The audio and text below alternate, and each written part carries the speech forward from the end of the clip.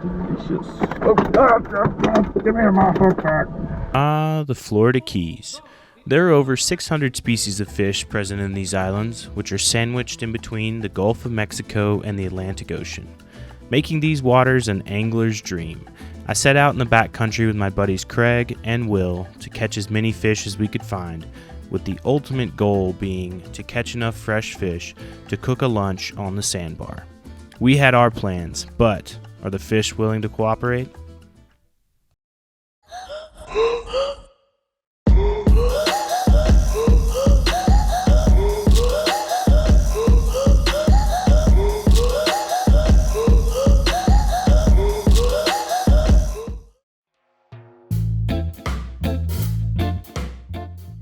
What's going on? Good. Thanks for coming down. Yeah. Thanks for meeting us. Will. My buddy Will. So, super stoked. Thanks for taking us out. What are we doing today? Hopefully catching some fish. Yeah. Hopefully. Yeah, we're gonna try out with getting some filters there first thing in the morning. Okay. Yeah, it's been kind of tough. They've been kind of moving around a little bit on me lately, but I think I've got them pinpoint for today. Nice. Hopefully the wind's gonna work in our favor and we can hit the patch reefs.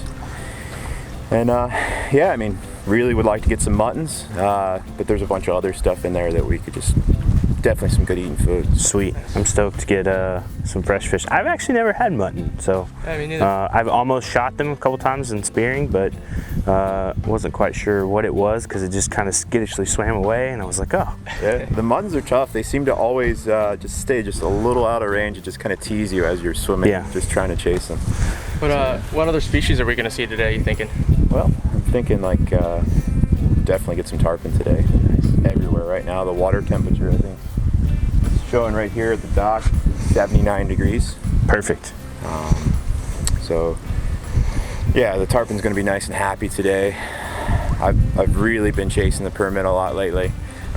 That could be something, icing on top of the cake. Dude, that'd be great. Nice. And then Sandbar maybe later?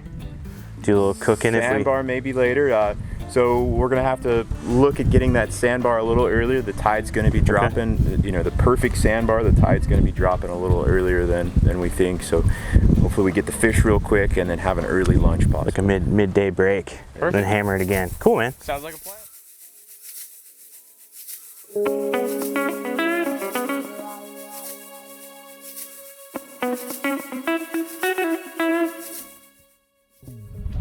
Can't believe nobody's here yet. Yeah, there's like one boat over there. I see the pelican went back down there too. I saw some pelican before you made it through that last cut on one of the little islands way off hidden too.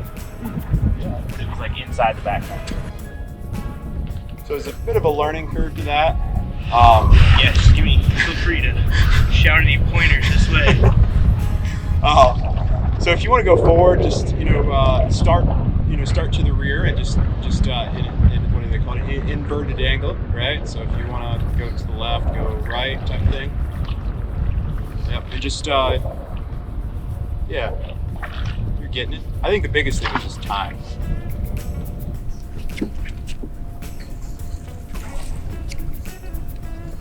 And then you can put your hip into it as you do your glide and just yeah. Whoa, you see it? New motion. Put those hips in there.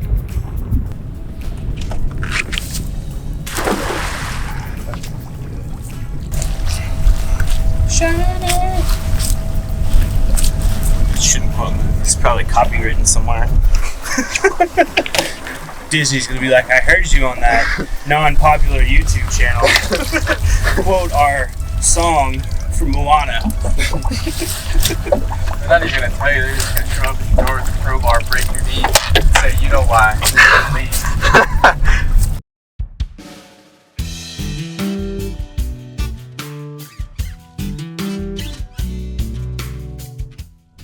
Net loads and just all the fish just going.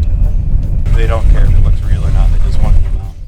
We weren't able to get out to the patch reefs like we had originally planned. The wind was pushing too hard out of the south, so Craig suggested that we work our way into the mangrove inlets along the shoreline. This would give us the opportunity to get closer into where the fish may be hiding to get out of the weather. We fished there for a while, battled the bugs, battled the lizards, and really fought the mangroves to try to get back in there to catch a fish. In the end, nothing was had, so we backed out and headed to a new spot.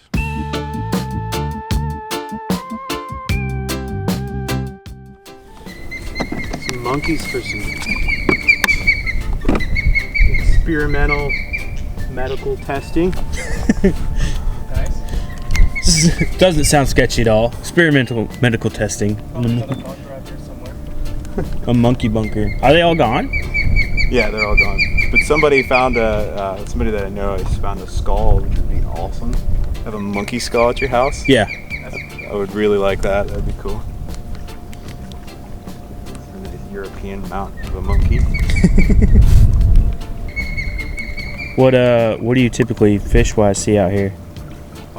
Recently, redfish and tarpon right here. So this little dark patch right here has been holding tarpon on a regular basis. Underneath there. Over in here, I've been seeing some redfish. So we'll just get out here, and anchor out, get some bait ready. Sweet.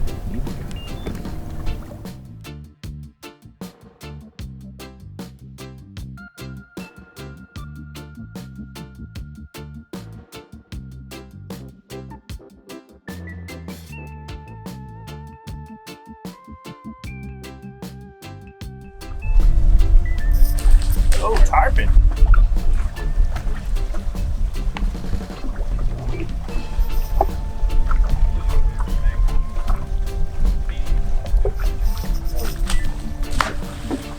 Can I switch to heavier line? Good. So this is the monkey tunnel? Or what were you calling it? This is called the Monkey's Room, but now it's changed its name to the Monkey Ruins. Entering the monkey ruins. Bum bum bum. I still feel like I should be on guard, fully expected to be pounced on by a biologically altered monkey at any moment. It could happen. I mean, we've all seen Planet of the Apes. Every twig snap. Yeah, the funny thing is that sometimes there's a ton of iguanas just laying above our heads. So that's kind of cool. I don't know how they got here. Nobody knows how the iguana got. Aquatic reptiles.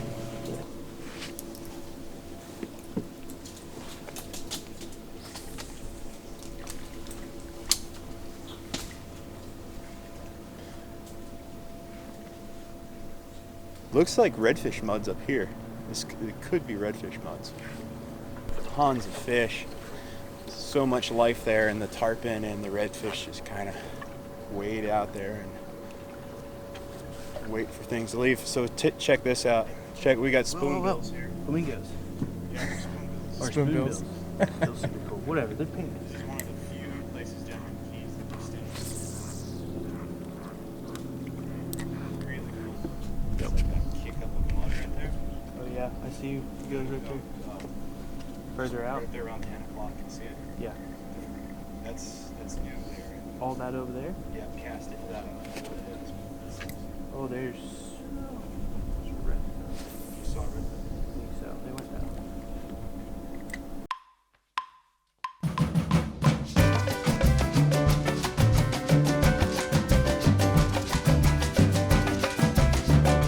there. Yeah, so these schools of mullet go in these shallow grasses where they're just kind of picking around and eating things, and yeah, the sharks and tarpon load up on these mullet. Above, we've got a bunch of pelicans showing us where they're at. But, yeah, the mullet just spend their whole day eating on the bottom, and from them bringing that mud up, it kind of, from them feeding, it's also protection from the sharks and birds, because see this mud right there. Sweet.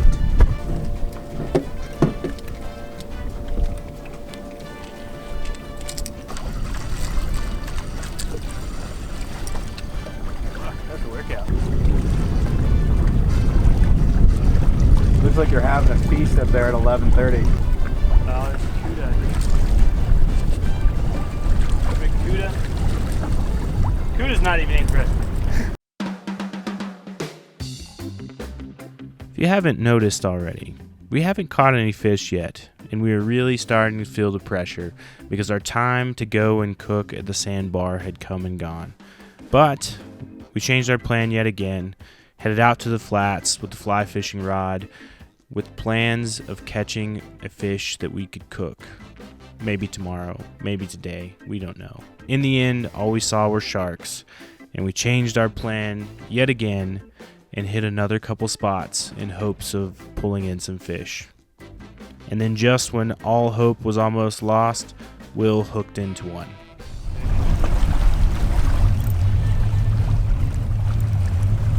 There he is. I can see him flashing. Oh, there he is.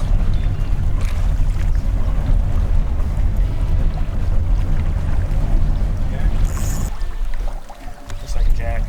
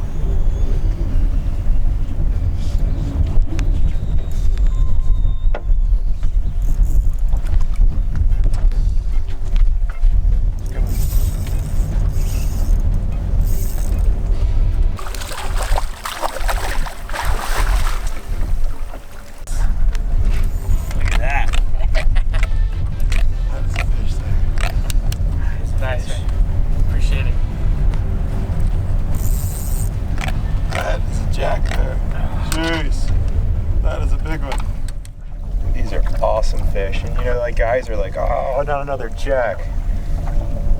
Why? Like, I could take this all day. It's probably my favorite fish. Somebody was asking yesterday, was like, what's your favorite fish to eat? And then another question was, what's your favorite fish to catch? Jacks. Yeah, nothing is so aggressive.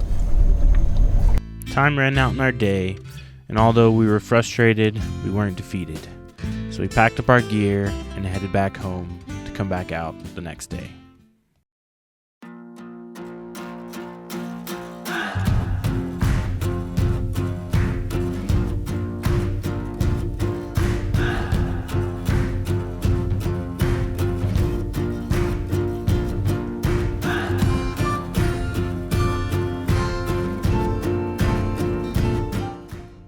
Look, he broke the line. What we got in the boat? Oh, don't poop in my boat.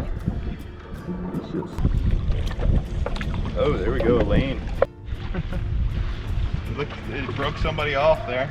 Oh, it looked like. Without my love for the ocean, I would be long gone by now. It's some kind of devotion that brings me down.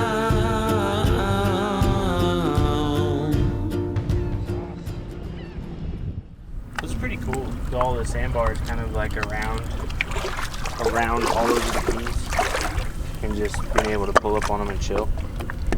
Yeah, it's kind of cool, you know, like it's one of the things is, you know, down here in Florida you wouldn't think that, you know, we have so much public land, right? But we do. Yeah. It's covered in water. We're able to, you know, like if you've got a boat, all this is yours. You can play everywhere. It's such like a precious resource too, because it's such a sensitive ecosystem in general. But it's pretty awesome.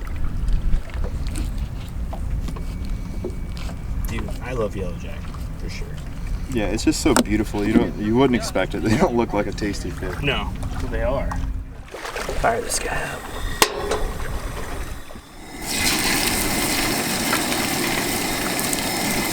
So it's a mix of yellowtail, yellowjack, and lane snapper. Call them all out on the hatchery. Sear them up. Have a little midday snack with a little rum sauce. Fish spatula, best thing ever. If you don't have one, get one.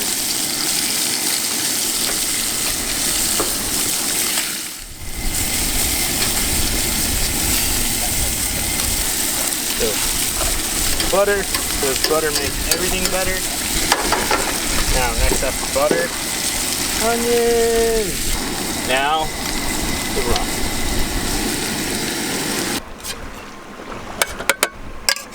It's like a smorgasbord of fish and deliciousness. I'm pretty stoked. How is it? Alright. It's delicious. Is it? Dude, that's good. Oh man. I think that's my new favorite sauce for fish. It's got just enough sweetness in that honey. Mm-hmm. Oh yeah. Yeah, that's good. And the lime too is a little tart, and you can taste the rum, but it's not like overpowering. You didn't overcook the onions, a little crunch there? Yeah, Yeah. I like it. Definitely though, like I said, 3 of my favorite fish. Yellowtail, yellowjack, and lane snapper. What's your eating fish? Favorite eating fish? It varies, but I like lionfish because of the danger involved in harvesting. A little danger, a little conservation. You go into paralytic shock. Great thing about the ocean, it's a sink as well. And then the shark comes up and is like, bah!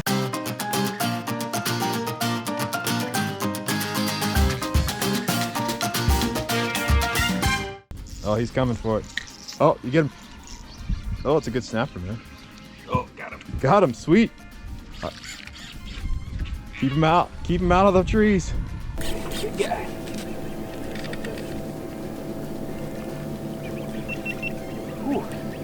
He boiled the water up. I saw. We're gonna stand off. Flick the line a little bit. Freaks him out sometimes. You're like, all right, can't take it anymore. He heard you. It's like, oh, not Craig. Not Craig. There he comes. It's a Goliath. Oh. Check him out. Yes. Check him out. That's such a cool fish. As we let this guy go and headed home, I began to think about how lucky we were. We got out early on the second day and caught the fish we wanted to catch and had enough time to make a delicious lunch. We're also very fortunate to live in a place where getting out and fishing is so easy. Many people travel from all over the world to visit the Florida Keys for the various reasons they have. But for us, it will always be home.